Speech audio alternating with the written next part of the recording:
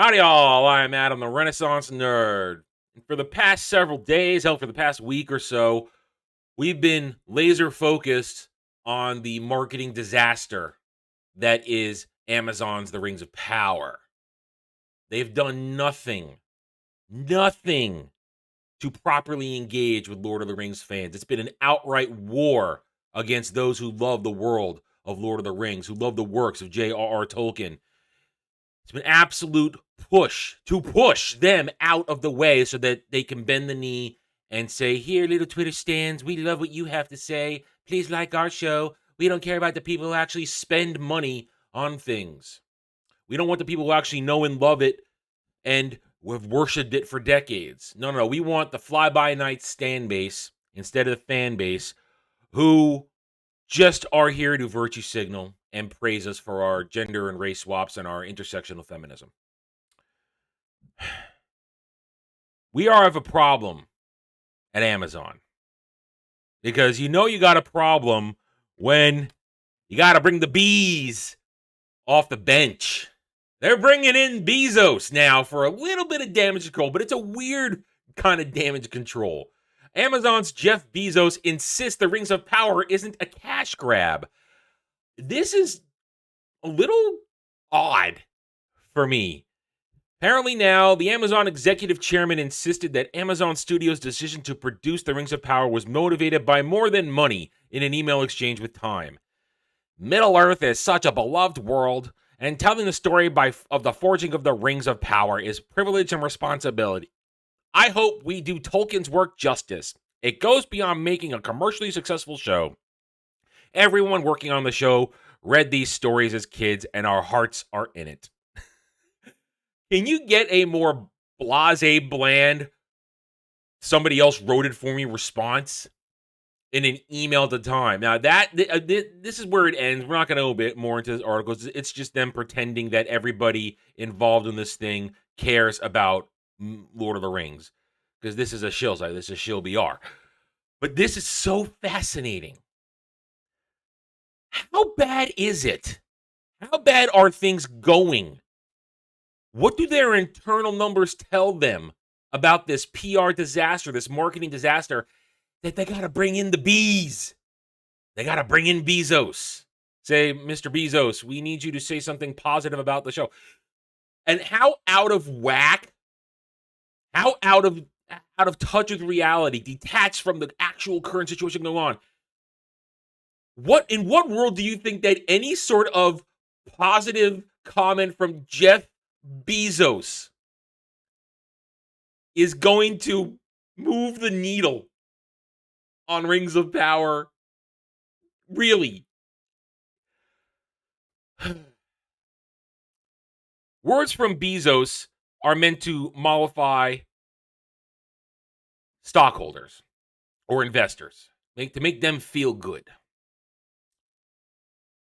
The words of Bezos don't mean shit to fans, to nerds, to geeks, to normies. Most people do not like Jeff Bezos. We accept what he's done in this world, creating Amazon as just the way the world has evolved, but most of us don't like him. So why telling us that it's not a cash grab? How's that supposed to make us feel good? Oh, it's beloved. We're here to do Tolkien's work justice. No, you're clearly not. The original story behind all this is Bezos wanted his own Game of Thrones show because Game of Thrones made a lot of money for HBO back in the day. This was always about money and power and bragging rights for Jeff Bezos. It was never about giving a quality show. If it was, they would have done their research and not brought in Dumb and Dumber, Payne and McKay to show run this thing.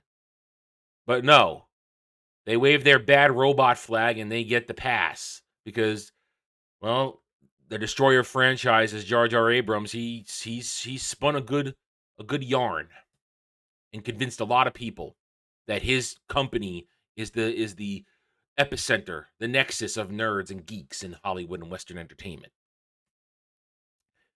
This reeks of desperation. To bring out Bezos reeks of desperation. And again, it reeks of people who do not have a handle on the situation.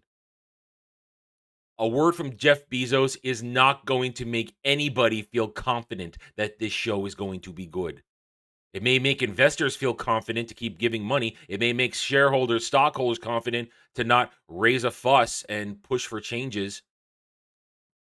But for regular old fans, for normal people, all this does is show us how ridiculous and out of their depth Amazon is when it comes to this show.